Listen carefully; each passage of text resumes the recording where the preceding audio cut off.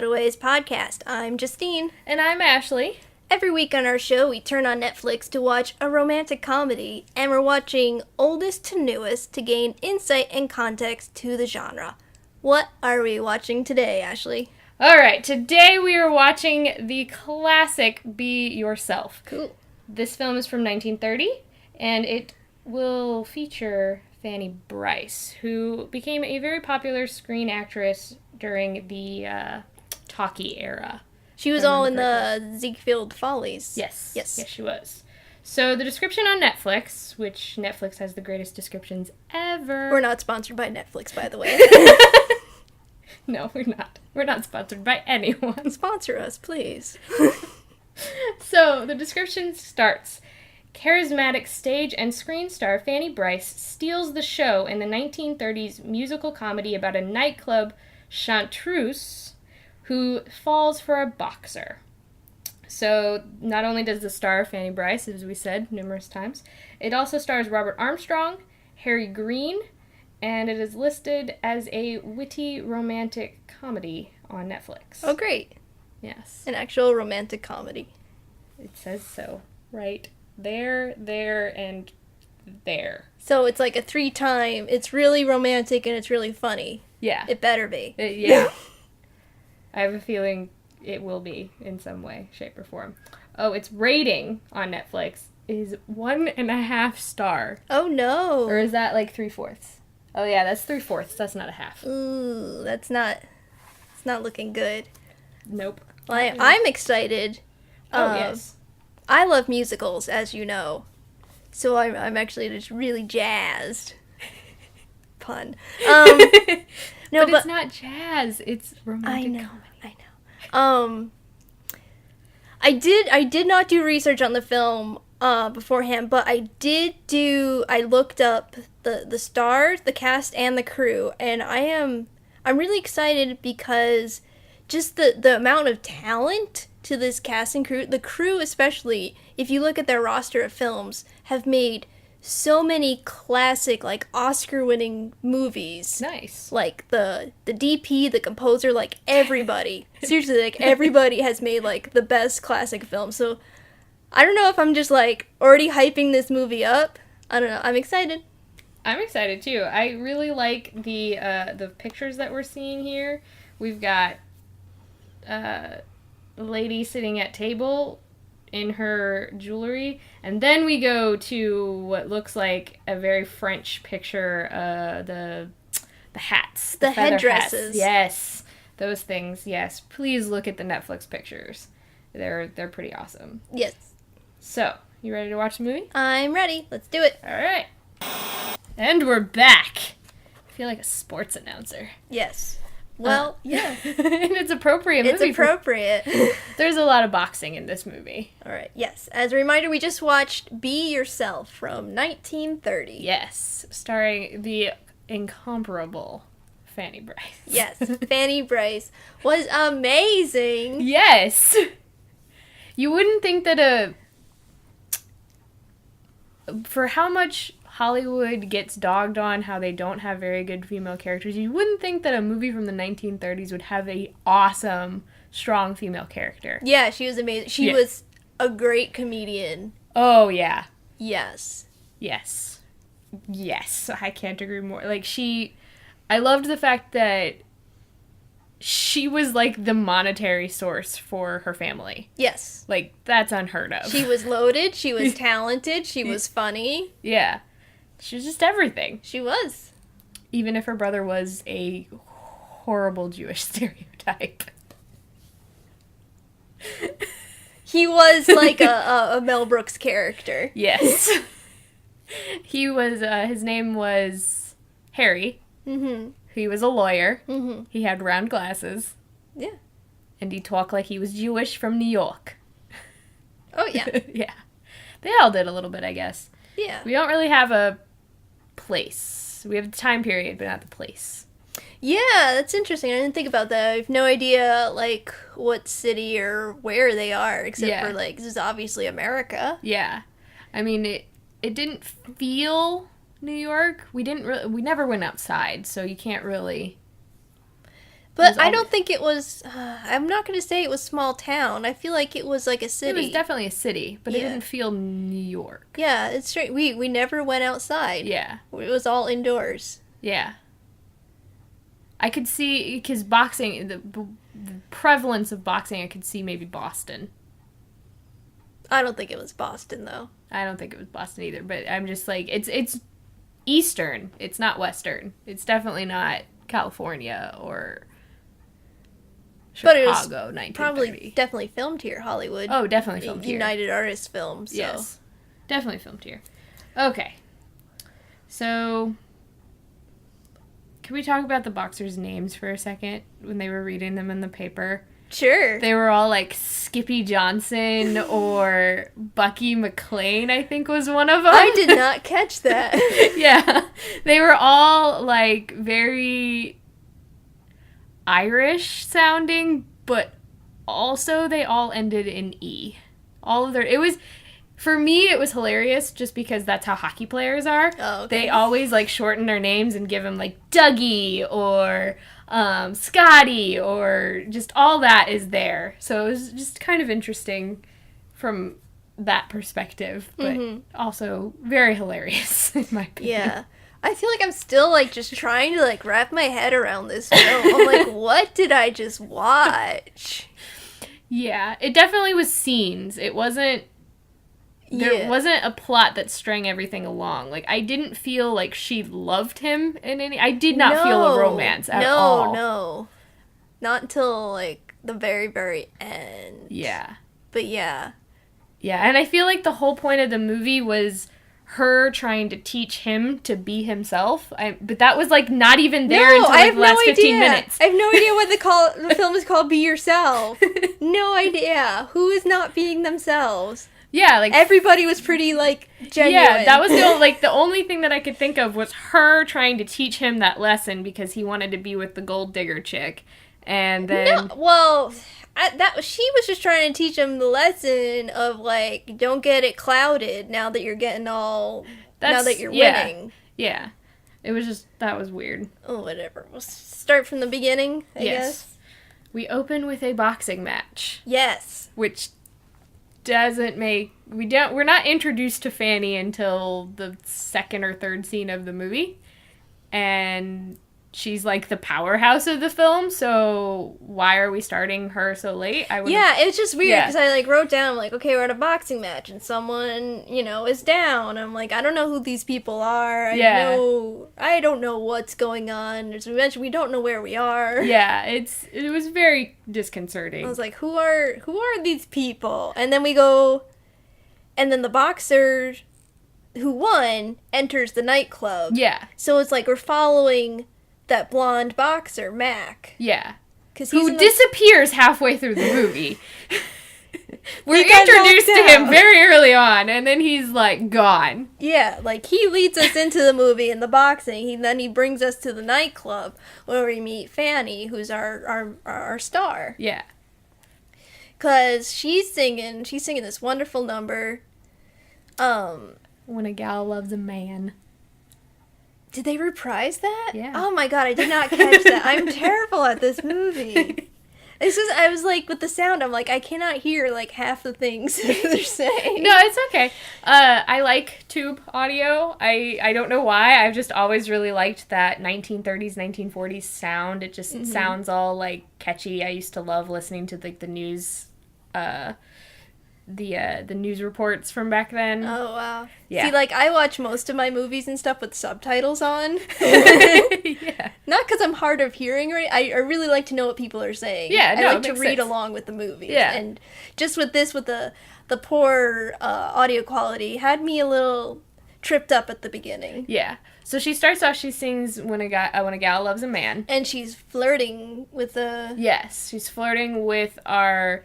hero with Jerry. Jerry, our hero in quotation marks, who... But Mac is trying to... I love that first scene, though, where he's, like, trying to give her the eyes, and she just, like, eye rolls him. Yeah. And oh, my God, I loved her. Like, gives it the, like, hip throw away and, like, sachets away. Yeah, that was awesome. Yeah. Yeah. So she's flirting with Jerry. Oh, and she's wearing this awesome dress. Oh yeah, her mermaid tulle Yes, dress. I wrote down, want that dress. That is appropriate. A lot of the fashion, Yes. the hats. Oh, I love the hats. As a parent, I have a 1930s hat. Yes, the costume design of this movie. And the set design. Mm-hmm. Like, you're obviously in a sound. You're obviously in a soundstage. They're not in real locations, but damn did they go out on set design. And just for her performances. Oh like, my god. Her... We'll get to that. Okay. Yeah, but this first one was great. Well, let's talk about Fannie and how, like, who she is. Like, okay. that was very prevalent. I feel like I know more about her than I know about any other character in the movie. Yes. Like, there were very stereotypical characters, but with her, she was just herself, which is awesome. She was sassy and very headstrong, and she was the leader. She really was. She took that role and went in spades. Also, I love the fact that she really loved sports. We don't have enough of women loving sports. Mm-hmm. Like, she's very well-rounded. Oh, yeah, and aggressive, but she's also very super feminine. So she is a very good female character because she shows all the facets of her personality, which was just... And she's the lady with all the ideas. Yeah. She's putting all the pieces together. Yeah, and she's smart, she's fashionable. She's hyper feminine, but also hyper masculine in a sense too. She's aggressive. Mm-hmm. I mean, she got really into that first boxing match when they were listening to it on the radio in their dressing room. That's probably my favorite scene. Mm-hmm.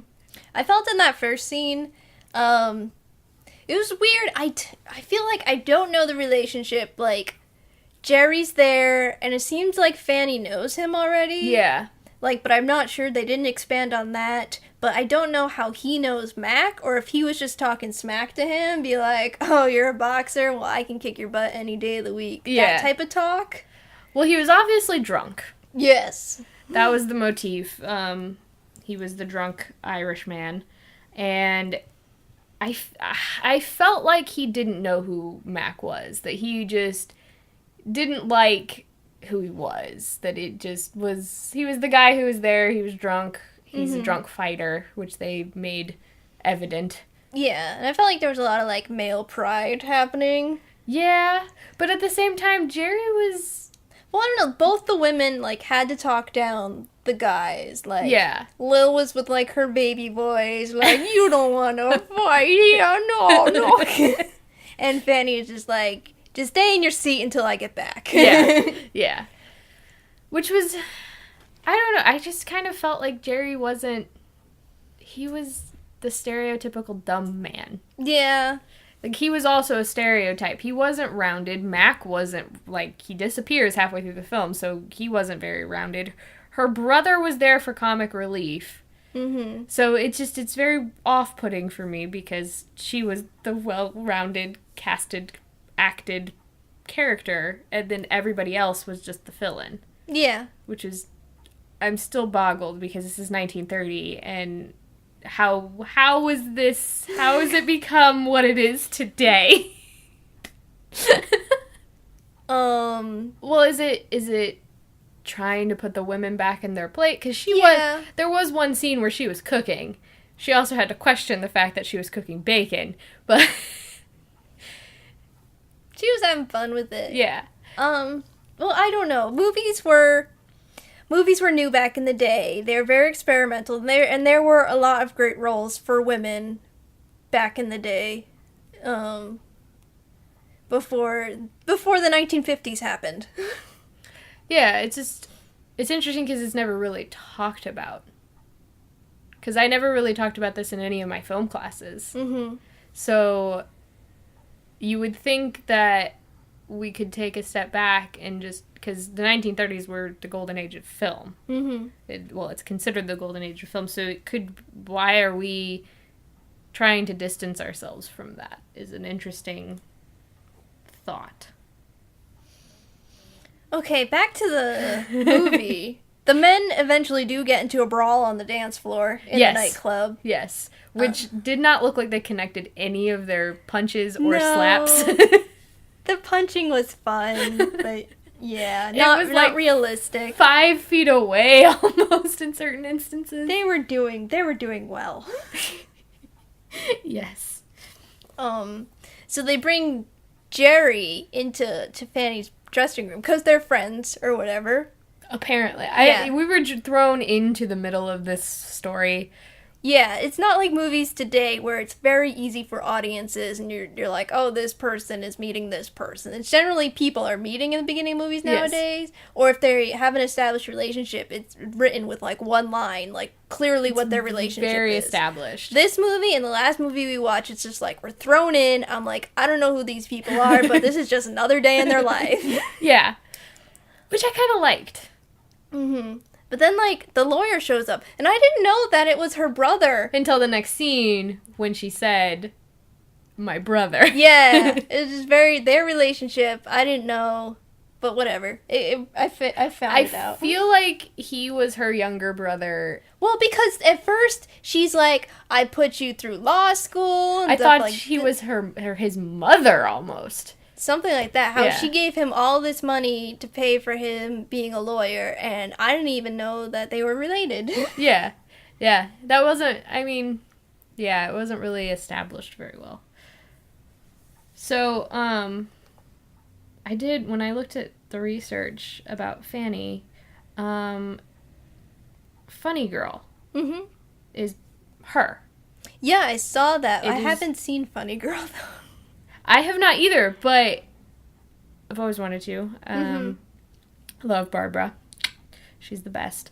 But yeah, I did not know that it was actually a musical about somebody. Mm-hmm. So that was very interesting that she actually had a musical based on her life. Yeah, I hope that Funny Girl is on our list to watch. It should be. Yeah. Yeah, I mean, I don't know much about Fannie, but it seems like she played herself in this. It was very much came through.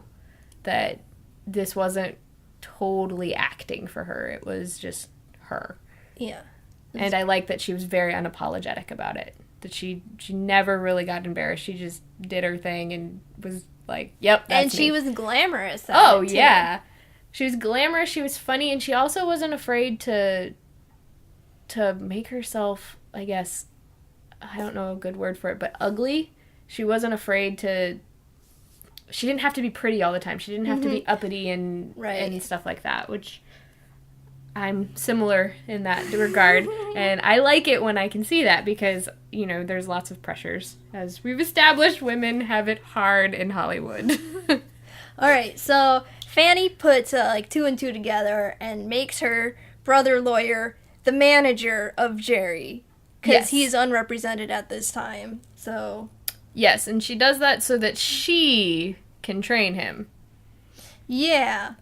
Which I wasn't 100% sure why. I mean, that happens, today in many arenas where the woman will back a man, but she's the brains of the situation, but it's just easier for the man to be the front person dealing with other men, No, I totally get that. It just, I wasn't sure why she wanted to participate in this dude's... why does this movie exist? Yeah, why was she so hell-bent on helping this guy out? Because there, like you said, there wasn't an established relationship or... I think she kind of had she was flirting with him a little bit in the first number, but I don't know, I feel like that was a part of the song, but she was, flirting with him in the first act, but having him become a fighter for what reason? Yeah, was it to spite Mac? Was it just to prove that she could do it? What were her motives? That was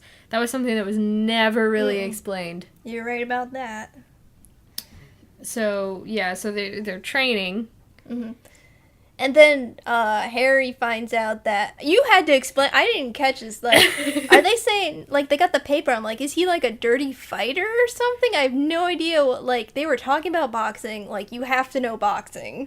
I know nothing about boxing. I was just... when this, again, it's from hockey. I know when they say you will go on your back, or you turtle, or you coward, that's actually you're not willing to participate in the fight. You're not going to stand up and fight for it. You're just going to cowardly fall to the ground and lay on your back. So they found out that his only 4 fights that he did that. Like, he went turtle. Yeah, he was a turtle, which... So he's not a very good investment. No, not at all. And Harry was very concerned, and they open up the door. This was the best part ever. They open up the door, and as they're talking about him laying on his back all the time, they open up the door, and he's laying down in bed. Yep.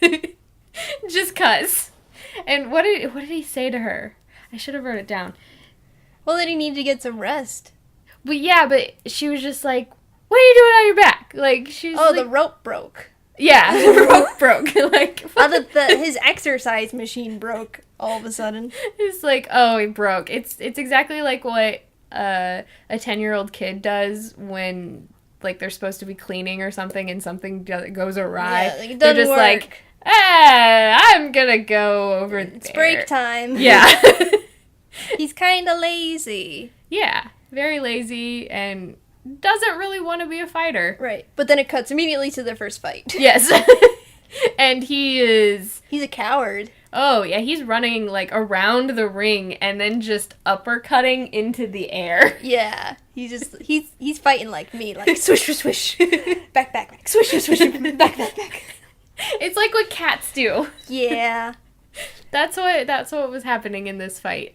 But he falls into the bell rings, and he falls into his corner, and Fanny's like, you get off your back and you go. Get up. Yeah. Get up. It was just like, okay. And he does it. Yeah, he does, because I wouldn't want to make Fanny mad. No. She was scary if she got mad, I think. And then he knocks the guy out, wins the fight. Yep. And that's that. Yep. Then he wins. They cut to awesome insert shot of the newspaper, and then it says he has won 8 straight fights. Woo! So then there's breakfast. Oh yes, the breakfast. The breakfast song. That was so cute. I like to call it the second song of the movie. It's breakfast for the one I love. I just like calling it the breakfast song. It's like the Breakfast Club, but not. Because she's just singing. I don't really consider this movie like a musical because the songs have no reverence to the plot. Right, yeah, they just exist pretty much as her performances. And this song that she sings at home is because she's already playing the record in the record player, and she's just singing along. Yeah, that is true. Even though she happens to be making breakfast. I don't know. There were lots of songs like that back in the day about ordinary tasks, I feel.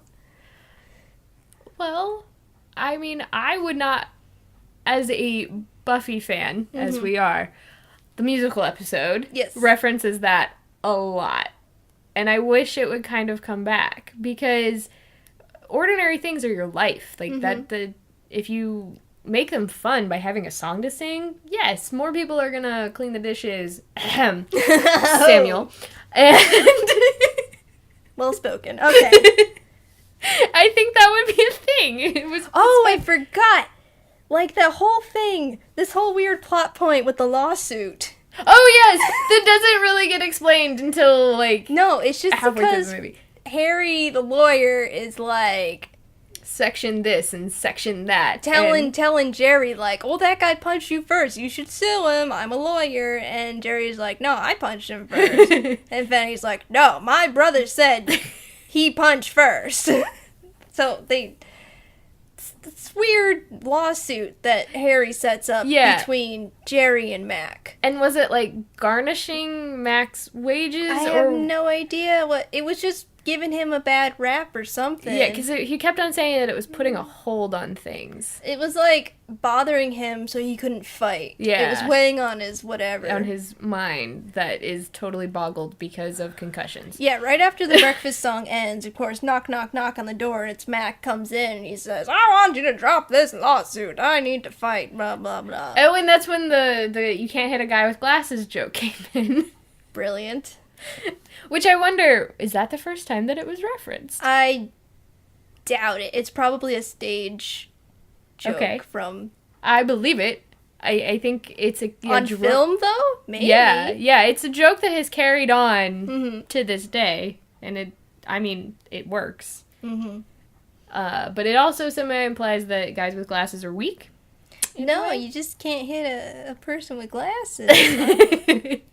Ashley and I both wear glasses. But I'd still fight you. Okay. We'd have the Xander Harmony fight from Buffy. The slap fight? That was the best fight. Like, we can't lie about that. Okay, so they make an agreement over toast that, they'll drop the lawsuit if Harry goes round for round with Jerry. I mean, not Harry. If Mac goes round for round with Jerry. Got these names. Mac fights Jerry. Yeah. Which, okay. I feel like he was gonna fight him anyway. Yeah, he's like the only fighter in this movie. Yeah, like, you start off with this guy. He's obviously become the villain. Mm-hmm. He's obviously going to fight the hero. Yeah. So they go to fight, and we don't see the fight. No, we get a weird opera song. Yeah. I had no idea what she was saying. I don't know what she was saying either. But I think it was like an opera. It was like it felt Romanian. It felt like Russian. Like very Russian-esque. She was doing lots of accents in this song. Yeah, and I feel like there was a different language at some point. Yeah. I just didn't know what it was. This was just a performance at the nightclub by Fannie. Yeah. She was making some weird faces, and she falls back into the curtain at the end. Yeah, it's comedy, but I had no idea what the song was about. Yeah. Because either the accents or if it was in a different language. I feel like this was something that was probably popular at the time. I have no reference for this song. Yeah, there were a couple times like that. Like, who is Peggy Joyce? They mentioned Peggy Joyce, like... You have to look it up. At one point. Yes. I don't know. Yeah, I don't know who that... Like, they were like, you can't be like, you can't be getting in the papers like Peggy Joyce. Yeah, but I love how that they can make references that, you know, would be something of, like, that was big in the news that year. Yeah. Yeah. That doesn't happen, I feel like, anymore. Okay, this is not who I was thinking. But the parallel fighting, that was amazing. That was cinematic, like gold. Oh yes, with them in the girls in the dressing room and then the boys in the ring. Yes, and they were doing some not quite parallel editing, but like a little bit. It was a little bit of like cross cutting. Yeah, like, at the end there, they did it 100%, and it was. And it was really cool because they kept the radio kind of as the link to it all, and that was really nice. Yeah, like, that's a scene that would be, like, shown in film school. Yes. Hint, hint, film schools. Hint, hint. No, they had that great shot between the legs into the ring. Yes, the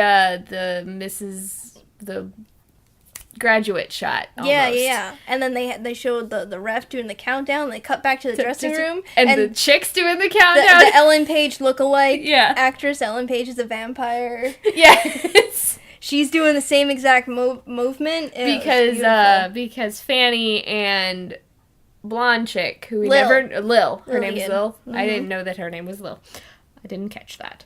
But, yeah, they're fighting because Lillian is... Rooting for Mac and is basically Mac's girlfriend / gold digger person. Yeah. And so the best part was when they're talking about the radio and they're like, and Mac takes the fall and takes the loss, and so does his girlfriend. Yeah, that was awesome. That was brilliant. Yeah. If anything, just watch that scene. Yeah. So then... You know what? I didn't even realize this. In the beginning, it broke a rule. Like, a filmmaking rule, because they showed a gun. Oh, they did show a gun. They showed a gun, and then we never saw it again. Yeah. In the very beginning of the movie. Because one of the dancers wanted her boyfriend to propose to her, and instead of sending her... Like, he sends her a present in the mail, and instead of sending her a ring... He sends her a gun. Yeah. Good old 1930s humor. Yeah.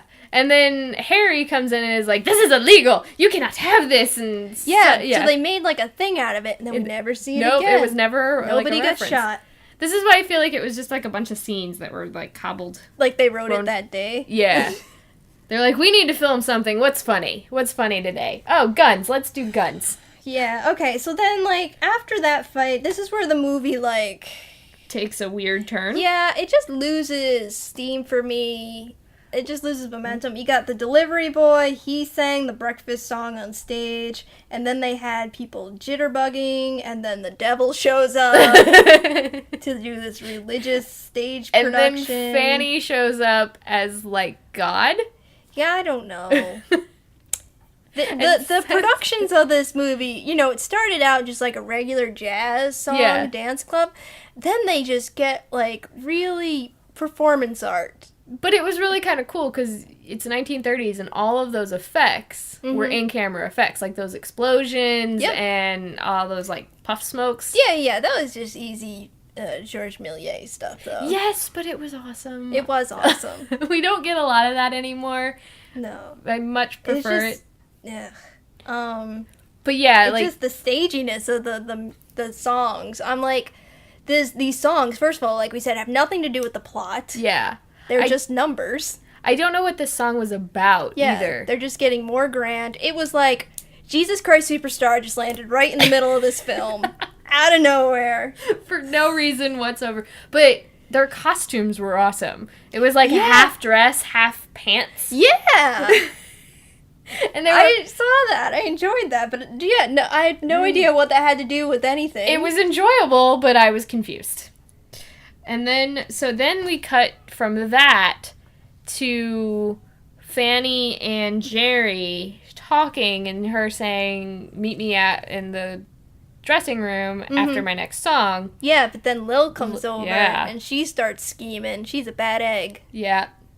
She was going after Jerry because he was the new champion. Yeah, he's the new prize fighter. Yes.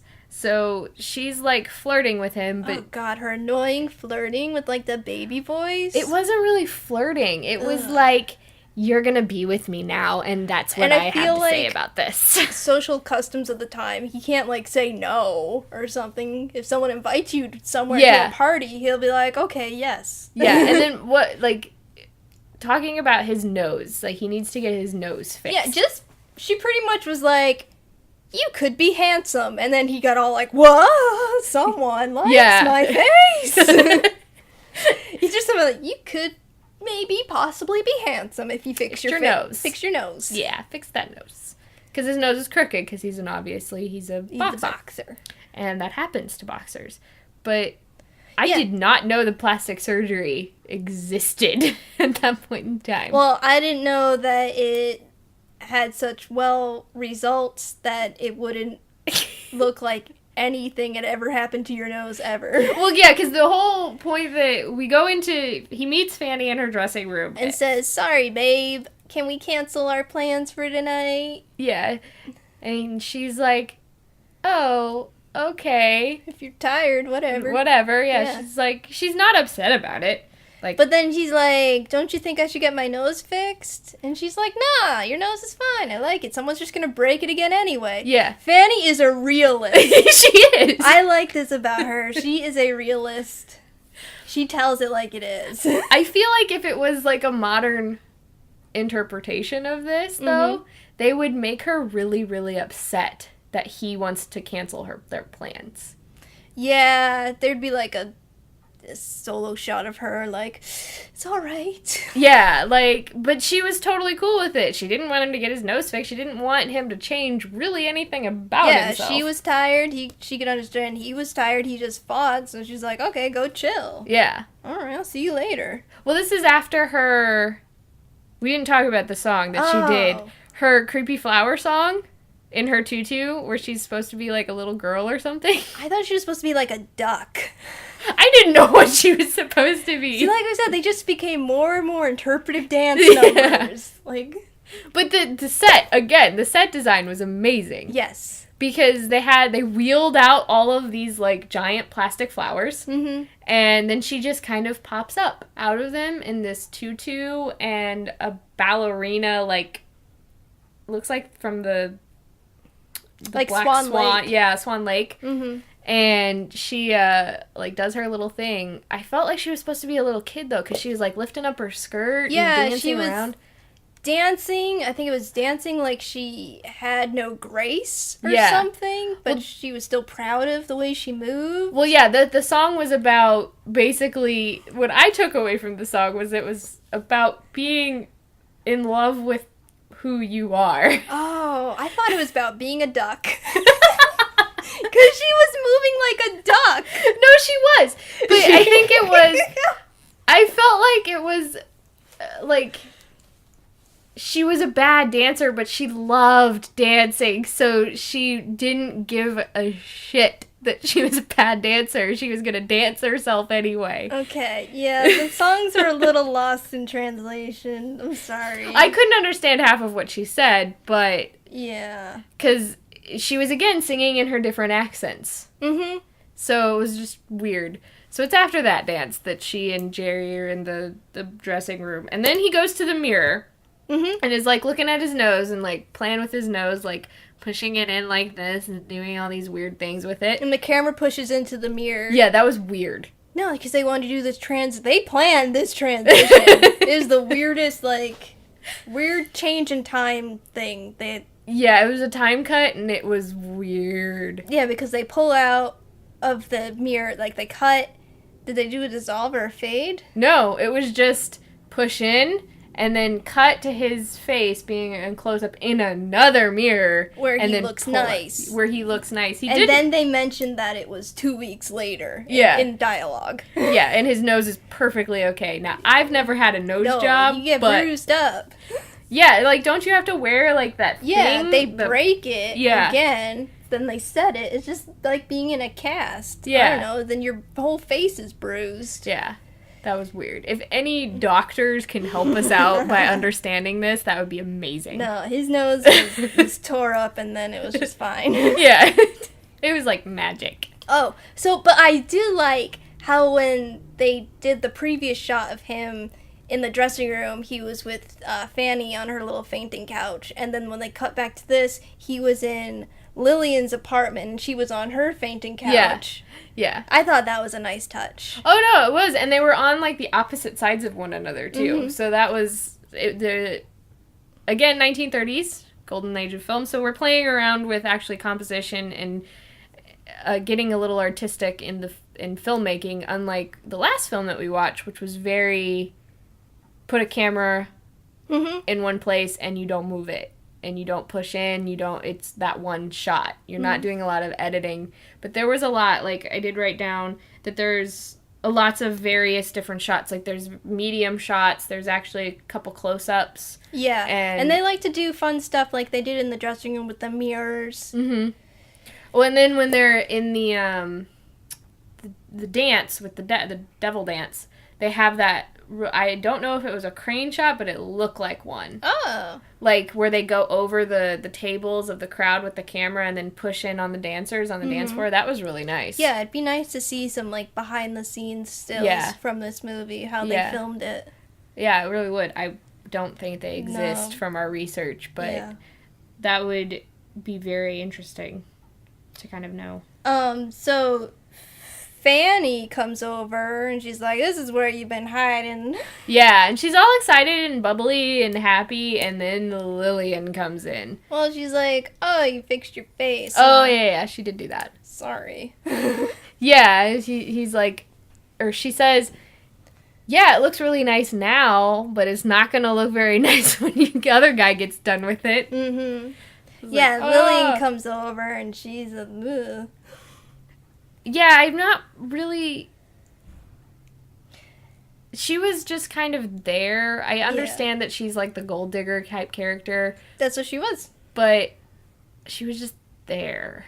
Yeah, but Fannie had great lines in this scene. This scene, she owned it. Yeah. And she was like, you weren't fooling me. I knew you were hanging out with her. Yeah.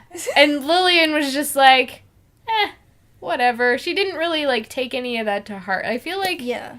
But this is for the point where I'm like, did you guys have a something relationship? Yeah, yeah, they were just, like, friends. Yeah, they were buddies. Yeah, that's all. And then Lillian was just... All of a sudden, they're in a romance, and then Fanny's they're jealous. Engaged. Oh, yes, they're engaged. I forgot about that. That was a weird plot point that doesn't go anywhere. So, yeah, then the next scene is Fanny... Oh, no, but Lillian insults Fanny, calls her a businesswoman. Oh, I did not take that as an insult. That was I know it was supposed to be, but... Yeah. Well, yes. It's like, not really an insult for, like, anybody, but... Well, and Fanny, like, didn't take it really. Like, she was not offended. She's just like, is that all I am? Just a businesswoman? Yeah, she was just like, I don't care. Well, to Lil, it was an insult. Yeah, but Lil just, I don't know. Because Lil's a gold digger. She's not gonna work. I guess. But she's already working, so it's just kind of like... she's a singer, but she's not going to be a singer for the rest of her life. She's trying to find the money. Oh, okay. I did not get that at all. I feel like I am projecting some onto it. That's how, with the tone. Yeah, I didn't get that at all from her. I did get that she was, like, just trying to be with... She felt like the popular girls who always have to hang out with the famous, like, the football player of your school, and which really is just a status symbol. It's not, like, I understood that that's what she was supposed to be, but I didn't get that she was just in it for the money. I felt like she was in it for the status. Funny, because Fanny had the most money out of anybody in this movie. Yeah. Most money, best clothes. She even had, like, the fox coat thing going on. She had furs. Yeah. Which, sad. Poor fox. We love foxes on this podcast. Speaking of sad, Fanny goes and sings a sad song. Yeah, the reprise. The reprise of... Thank you for pointing that out. That's the first song. Of When a Gal Loves a Man. And it was so sad because they were... Because Jerry and Lil were in the audience. And holding hands. Yeah, and they were just drinking together. And Fanny's just, like, singing, like, right at them. And she's so sad. And Harry is visibly uncomfortable. Yeah. He has to get up and leave. And he does try to make her feel better. But what was... Okay, so when they're sitting at the table and her song is going on, was Lil trying to distract Jerry by, like... She takes this bracelet off. Clearly takes it off. Yeah. It was fastened and everything. Presents it to him. Like, presenting a platter. Yeah. Is like, can you fasten this for me? I think she was either trying to get his attention back on her, or she was trying to show Fanny, like, look, he's putting jewels on me. Okay. Because I was just... Because Fanny was walking off stage at that point, so that was just weird. It was just weird. I think she was still singing. I don't know. I don't know her intention on that. Yeah, it was weird. It was weird, and she had so many bracelets. Like, I can't wear that many bracelets. She My was a wrists gold would break. digger. But that looked heavy. Like, heavy. Okay. But moving on. So we were in the dressing room after that. Harry's trying to cheer her up. Yeah, and she ain't having none of it. No, but then he reminds her that they are still Jerry's managers. So she said, oh, I have an idea. Yeah. Of course, we all know what's going to happen. Yeah, because it's got to happen again. But she was just like, why didn't I think of it before? Yeah, and then she's like, get Mac. No, yeah. She tells him, she's like, go make a rematch happen between Mac and Jerry. Yeah. And he's like, why? She's like, just do it. Yeah. And then she sits. I loved she sits back down and the camera just slowly starts to fade. And she's like, why didn't I think of this before, with her really big grin? Because the audience sure thought of it. Yeah, like a long time ago. Or like, why don't you just have him lose a fight? Yeah, again, he'd break his nose. Yeah. So that's what essentially happens in the next scene. They get a rematch with Mac, who's totally into it. And then they're fighting, and Fanny walks up to corner and starts yelling at Mac, telling him to go for the nose, go for the beak, punch go his for beak. the snosh. Yeah. Yeah, it was a lot of movie references. Also, the drunk guys in the fight scenes in the crowd, those were, like, really well placed. Yeah. Like, that's a good editing. They just cut around to a lot of extras. Yeah. Who were given, like, specific... They weren't just, like, extras. They were, like, specific drunk guy, specific person reading. Yeah. Like, the guy in the crowd, it was during Jerry's first fight when he's not doing anything and running around the ring. And the guy was just, like, opening up his newspaper. He's like, turn on the lights, I want to read. And I'm like, okay, let's get this guy some, like, a flashlight or something. He was great. He was my favorite. He was my favorite, too. Yeah, but because then they cut back to him in the last match. And he's just like, go, do what you gotta do, or something crazy like that. And I was just like, okay, this dude just hangs out in the boxing ring. This is where he lives. That's where he lives, you're right. Yeah. So Jerry loses the fight because he gets punched in the nose. I don't know, and he goes turtle. He's a turtle. He is a turtle. But, like, I loved the, like, lack of effort that Mac put into his hits. It was just like, and then, like, grazing his nose, but then it all of a sudden just starts bleeding. Yeah, pouring blood on his face. Yeah. So they go into the what's-majig? The locker room? The training room, the boxing room. Some sort of room with a table on it. Yeah, and they lay Jerry down, and Harry's like, look what you did! Look what you did! You did this to him! Why are you doing this to us? And, like, all upset and rubbing his Jerry's chest. Like, Harry had no desire to be Jerry's manager at first. I know! Then he got super into it. It's like, do you go to law school, or... Yeah, like, you are a lawyer. Yeah, he's suddenly an expert boxing manager. Yeah. I don't know. All because of Fannie. Yeah, but then Fanny's response, I don't know, what was her response to the whole everybody accusing her of switching sides? She's like, oh, that was the best thing for him. Yeah, like, it needed to happen. He needed to learn. Yeah. That was the thing on it. And then Mac comes busting in and he's like, thanks, in his Fanny. robe. Yeah, they're all wearing these horrible bathrobes. Yeah.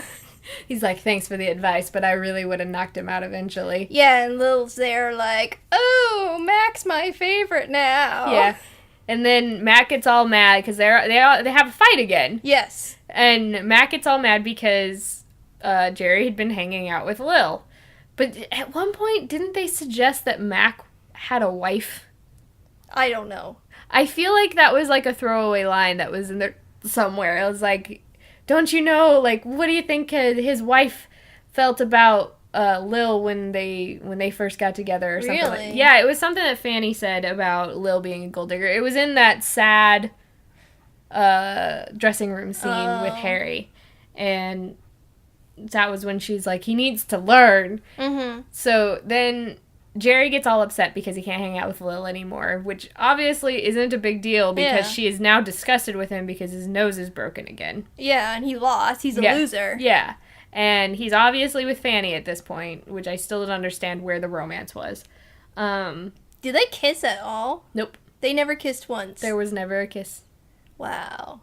Thought there was good, but there was like that cute, like she like takes his hand. Yeah, she'll punch him in the face, like a little just knock on the chin, like attaboy. Yeah, but there's no kissing. No. That's as romantic as it gets. Yeah. I don't know. Then Mac and Jerry get into a fight again. And Jerry knocks out Mac, and then everything's okay. Yeah. And then that's how the movie ends. It was a weird ending. Because there's no kiss. No. Everything was just as it was. And you're back to where the characters were in the beginning. Yeah. Essentially. Yeah, pretty much. Fanny didn't change. Mac didn't change. Jerry maybe learned a lesson of people will come and go when you're doing well. And will leave you the second that you do poorly. Yeah. And Harry became the best boxing manager in the world. even after spending... He's a terrible lawyer. Yeah. Though I don't think he was, because he was spouting off, like, legalese left and right through about half of the movie. And, yeah. But, I don't know.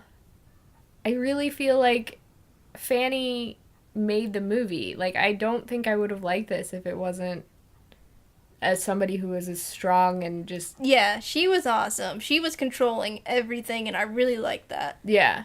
She was the woman behind it all. And we know that has happened a lot. Like, Lucille Ball was behind a lot of her television show, and then she's also the reason that Star Trek got on the air and was very revolutionary to television. And, of course, Doctor Who wouldn't be on television without a woman. So we know that it existed. It's just nice that we had representation. But in terms of, like, plot and arc, this film is lacking. Lacking in all of that. It's just a thing happened one time, and then 2 weeks passed. Yeah, it's like when your drunk uncle is trying to tell you a story, and it goes all over the place, but it has no rhyme or reason to why he's telling you the story. It just is. That's what that was for me. Well, I think it's the story of these two people getting together. That's it. But did they get together? Like, were they in love? I don't know. It left open where she was holding up his hand, that he was the champion, that she was there with him. Yeah. I don't know. They got together in some form, and that's okay with me. Okay. So do you want to do ratings? Yes. Is there anything else we need to talk about? No, well, what do you, I'm like, what did you think of the movie? That could be a rating. I thought it was, I don't know, I thoroughly enjoyed Fannie. And I thought, I don't know what I thought about the rest of it. I didn't really think about it because I was so entertained by her. I was like, I did not care that it sucked plot-wise or that it was thrown together. And that there were random musical numbers. Yeah, I didn't care because I wanted those. I wanted to see more of her. Yeah, because she was the star of every single... She sang every song except for the delivery boy. Which was... He looked like a bellboy. Yeah. But yeah, like, I felt like... Yeah, you're like, I would watch more movies with her. I would totally watch more movies with her. And I I've never really had a huge urge to see Funny Girl, because it just sounded like a... It was just a musical. It came out in the time of all those popular musicals. Yeah, and so I just never really had, like, a strong desire. I desperately now want to see it, because it's about her. Yeah. And seems like she's a very interesting woman. And especially during that time period, where... we're only 10 years removed from women's suffrage. So, I mean, it's very interesting to see. She was very in charge of her own destiny. I liked her. Oh, yeah. Yeah. I don't think we can talk enough about Fannie. All right. So what would you rate the film? As a movie, I was thoroughly entertained. So, definitely going to give it 4 out of 5. But as, like, it's a character movie, so I guess I'm more so giving it because I really liked her. But, yeah, it's sorely lacking in other areas, so maybe I'll knock it down to, like, 3.5. I was entertained. Nah, I'd give it 3. Three flowing headdresses. Ooh, I like it. You always give items, and I'm just like, yeah, just 3 out of 5, whatever. Do whatever you want. Yeah. So next week we will be watching 1937's Nothing Sacred. We know nothing about this movie, but we really hope that next week you will be with us to enjoy this lovely adventure. Subscribe to us. Check us out at thecutaways.com. Yes, we have a website now. Thank you, Squarespace. Who's not our sponsor. All right, thanks, guys. See you later. Bye. Bye.